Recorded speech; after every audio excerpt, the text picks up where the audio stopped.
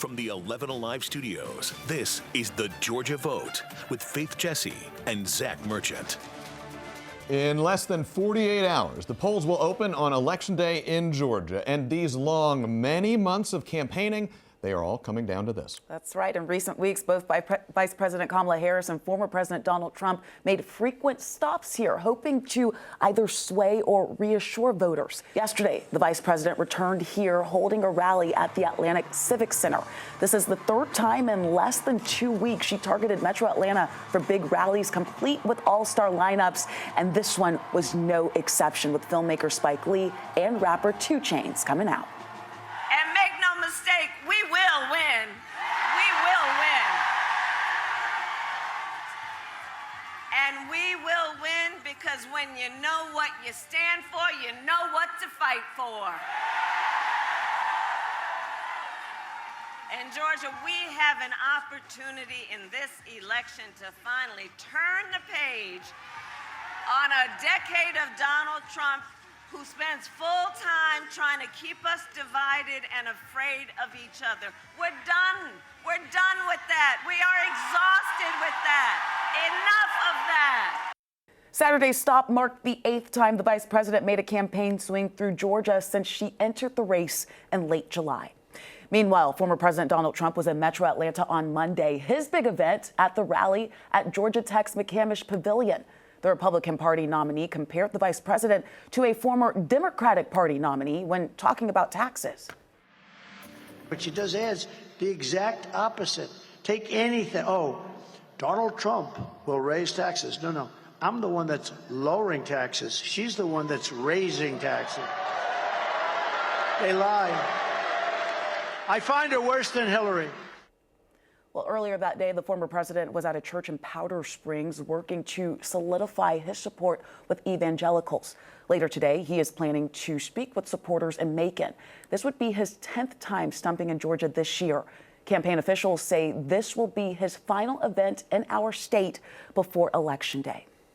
And the next stop, Election Day on Tuesday, but voters have been busy for many weeks. Georgia's Secretary of State's office reports that more than half of all active voters in the state have already cast a ballot, either absentee or early in person.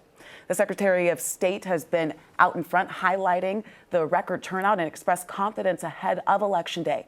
He says he, quote, stands ready to defend the results no matter how they unfold. On Thursday, Brad Raffensperger doubling down on his office's work, saying we'll have a good indication early Tuesday night how the election in Georgia is playing out. Voters have a great voter experience, and now all these early vote totals that we're having right now have to be reported on by 8 p.m., 1 hour after the polls close on Tuesday. That's going to be 70 to 75% of all the votes cast in Georgia will be reported by 8 p.m. We think that's a good thing. I think voters are going to love that. Yeah, Raffensperger says long lines during the early voting period were minimal, but admitted there were some wait times rather, of more than 30 minutes at a few popular voting locations in Metro Atlanta. And Zach and I, we will be here Tuesday starting when the polls close through most of the night. We'll have live streaming coverage of Georgia results, plus the political analysis you've come to trust right here on The Georgia Vote. Be sure to join us starting at 7 p.m. on 11 Alive Plus. You can download it for free by searching 11 Alive on your streaming device. Republican Congresswoman Marjorie Taylor Greene has represented Northwest Georgia's 14th district since 2021. She is now running for re-election against Democratic challenger Sean Harris. In a special edition of our Sunday conversation, we sat down with both of them to talk about some of the biggest issues in our state, and we begin with abortion access. Right here in Georgia, we have what's commonly known as the heartbeat bill. It bans most abortions after about 6 weeks of pregnancy. Do you support Georgia's heartbeat bill? Absolutely, I support Georgia's heartbeat bill, but I also support having a more serious conversation about abortion. If we're going to talk about abortion together, we should actually talk about what it is. It's the murder of a child. It's the murder of an innocent human being. Would you support a nationwide version of the Georgia heartbeat bill if it was up for a vote in Congress? Our position as Republicans have been made clear. We made it clear at our convention. President Trump has made it clear that since Roe versus Wade has been overturned, we are giving that back to the states. That's what the Supreme Court did, and we've done a great job here in Georgia with the heartbeat bill. If it was up for a vote, though, in Congress, would you support it? Again, I've said that we've made our party position that we have given it back to the states, and I'm very happy with the heartbeat bill. Okay. But as a nationwide policy, you wouldn't support it? Again, our Republican Party position is that we stand with the Supreme Court. We've given it back to the states, and I support the heartbeat bill. That was Congresswoman Green's answer. Now, here is her challenger, Sean Harris, who says he would support a return to Roe v. Wade's abortion rules. I want to make sure that a woman, a female, has the ability to make her own decision with her doctor. My doctor, I'm not sure if you looked at my background, my wife is a doctor, and I just believe that that is a decision between a woman and her doctor and her family. There are those here in Georgia and around the country who argue that a fetus, once conceived, deserves the full rights of a human being. And when viewed in that lens, they argue that abortion is tantamount to murder. To people who say that, what do you say in response? What I would say to that is, thank you for your opinion. I'm never going to say that you're right or that you're wrong. What I will say is this: if that is your position, I will say, hey, then when the child is born, that same amount of energy that you put on the child while it was in the mother's womb, I want you to put that same amount of energy in making sure that child has all the access and everything possible to make he or she very successful from the time that they are born all the way till they can actually stand on their 2 feet. Coming up after the break, more from Representative Marjorie Taylor Greene and her challenger Sean Harris. In the wake of the Appalachia High School tragedy, we ask what they do to stop school shootings. Welcome back. We continue now with our extended Sunday conversation with Congresswoman Marjorie Taylor Greene and her Democratic Party challenger Sean Harris. In the wake of a deadly school shooting in Barrow County earlier this year, we asked each candidate how they would work to keep school kids safe.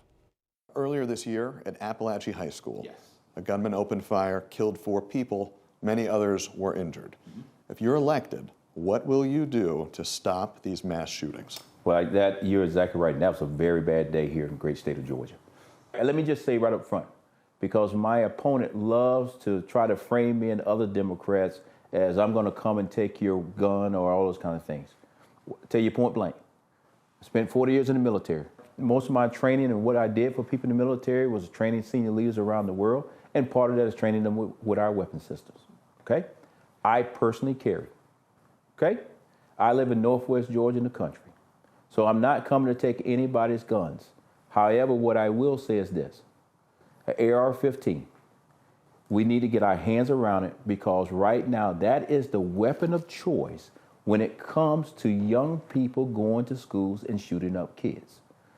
What I mean by that is this: we need to put more restrictions on that, and we need to make sure that we holding parents accountable, just like what's currently happening right here in Georgia right now.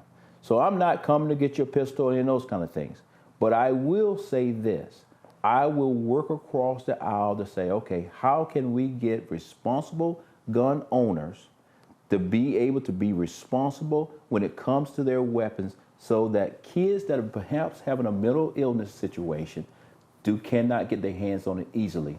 You said when it comes to AR-15s, you want to make sure we can get our hands around it. Specifically, what do you mean by that? Are you looking to outlaw the possession of AR-15s? Oh, no. What I mean by that is, if you have the weapon, let's make sure we have all the safety procedures in place, locking it up, make sure those particular things. And legislation that requires that. Legislation that requires that. We took that same question to Congresswoman Greene. If you're sent back to Congress, what will you do to stop these mass shootings? Yeah, this issue is so important to me. I also have the privilege of being a representative in Congress, where I work in a place where there are men armed with guns, every type of firearm, from AR-15s to handguns.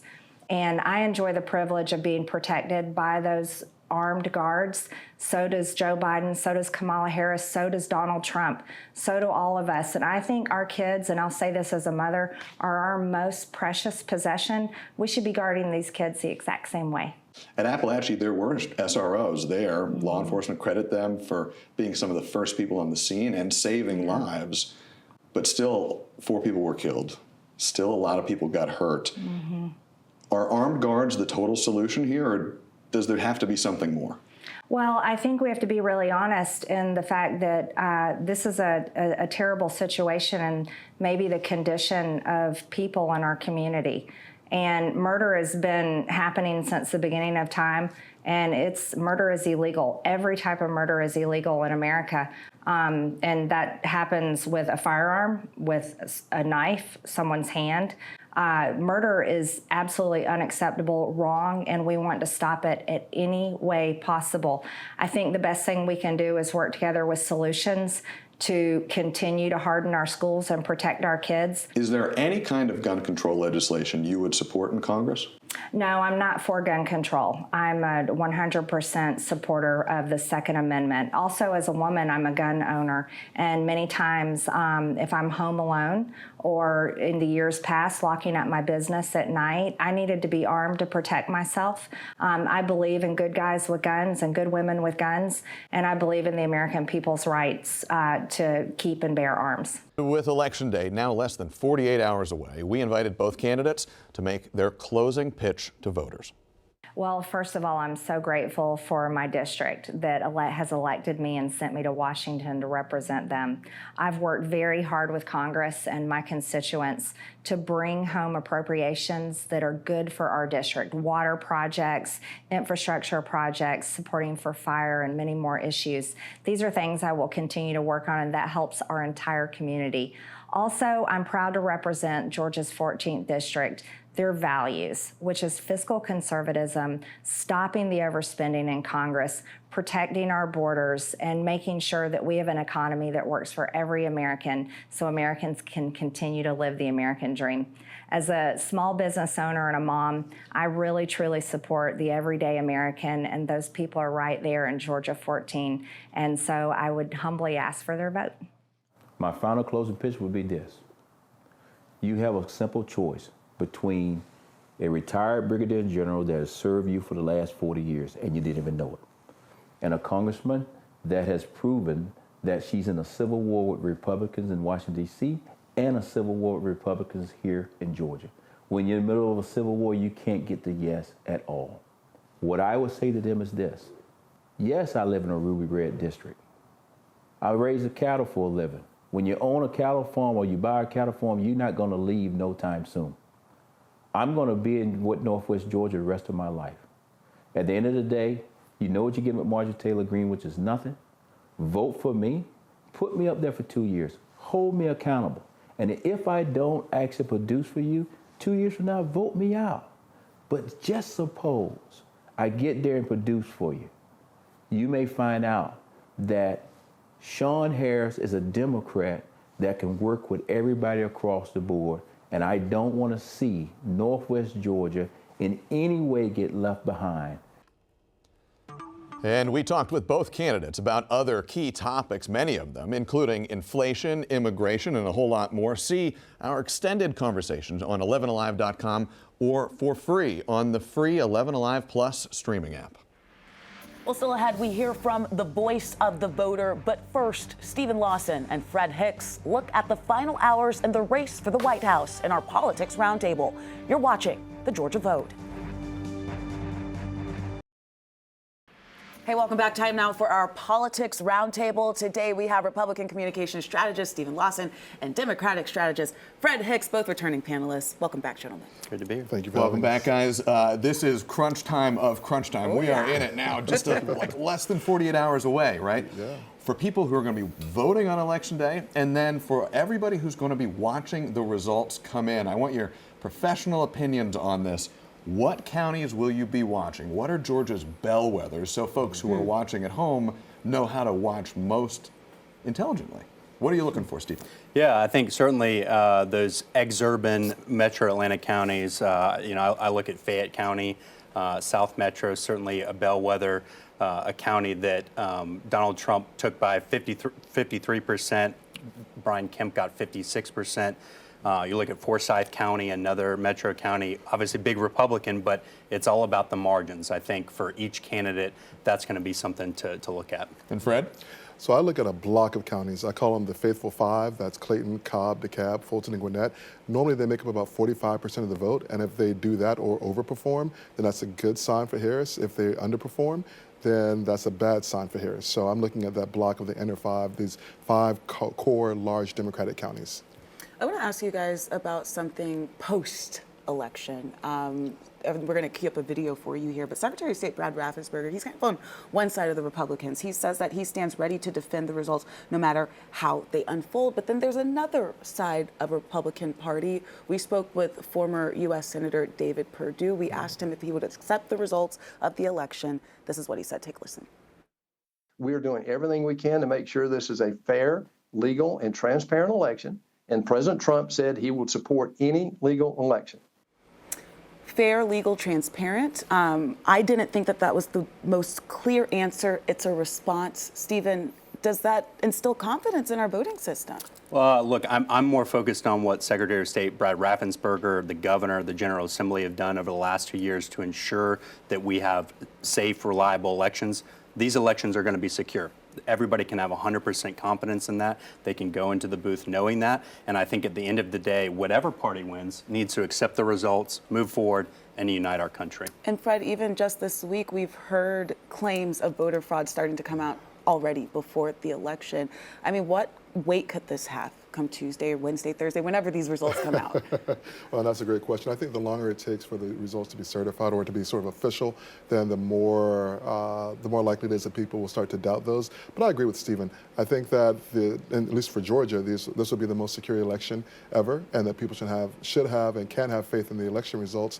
And I think it's important for people to understand that, you know, across the 7 swing states, they're taking place in 3 different time zones. So it's very unlikely that we'll know the winner on Tuesday night if the current polling is correct. And just a reminder for everybody, we didn't know 2020 until Saturday. Yep. Correct. Right. And there are a lot of different kind of paths that election night and the day and days that follow could travel. We'll see what happens, and we will be covering it all night long.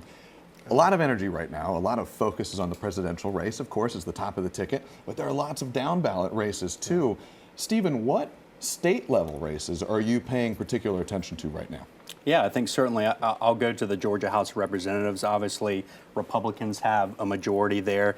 It'll be interesting to see if they're able to maintain the numbers that they currently have. There's a number of competitive House races. I think down ballot, that's certainly going to be interesting, particularly House races in Gwinnett County and Middle Georgia. I think will be really telling to see who ends up having a better night, Republicans or Democrats.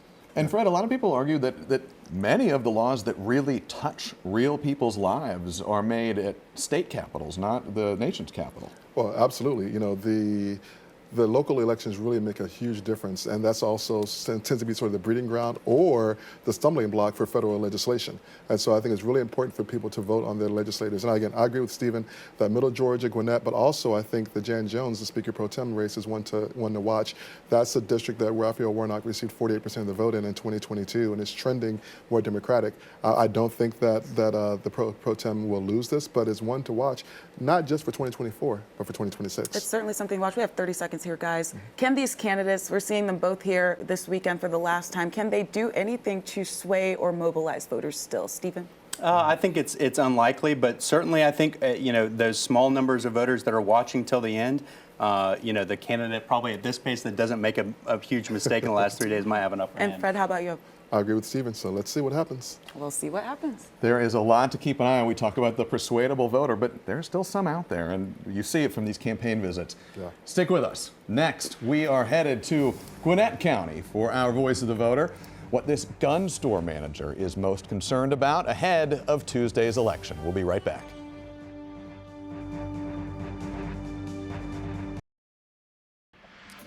For months, we have worked to make sure in this hypercharged campaign season, everyday Georgians from all walks of life remain at the center of the political conversation. And now, with less than 48 hours before Election Day, that is more important than ever. After all, you can't have the Georgia vote without Georgia voters. This week, we travel to Main Street Guns and Range in Lilburn to meet shop manager Jeff Vieweg. You're doing this job in Gwinnett County. It's one of the swing counties in our swing state with so many different kinds of people here. Do you see that in the shop every day? Absolutely. The people that come in here are on both sides of the aisle, let's say. And they come in asking questions one particular way, or they come in asking questions another particular way. All of them together are looking for the education about what this store does and why we do what we do. We're teaching comfort, we're teaching respect for the process and what to do, not just buying it, but owning it. What does it take to be a good owner? What does it take to be a conscientious owner of a gun? When people think about firearms, firearms can be sort of a symbolic thing, and different people can feel a different way about them. They can symbolize different things for them. When you think of a firearm, what does it mean to you? A firearm to me is a tool, no different than a hammer or a saw. And the respect for those things, all of those things can be dangerous. All of those things need correct education in order to use them well, keep yourself safe, and the folks around you that are around you while you're using it. That's the whole process. We've got a big election in just a couple days. When you think about this election, what worries you the most? The divisive division that has come from this argument between the two sides. The fact that one side is trying to make you fearful of one way, and the other side is trying to make you feel fearful a different way. That bothers me more than anything else. There's no collectiveness on either side. When you look at this election, what is the number one issue that's going to govern how you vote? For me, it's the economy. How that economy is going to affect my family going forward, the price of things, that's my biggest worry. Do you have a number two most important issue? Yeah, I would have to say that's the border. I would have to say that we need to fix our immigration issues, and that's not just stopping people at the border that aren't supposed to be here. That's making sure the court system can handle the legitimacy of all the folks that are already here. We always end on this. What are you most optimistic about? For me, in our election, so to speak, it's the fact that both sides are really looking for change. And I agree the change needs to happen. Whether you vote for one side or the other doesn't matter, because they both really seem to be focused on change going forward.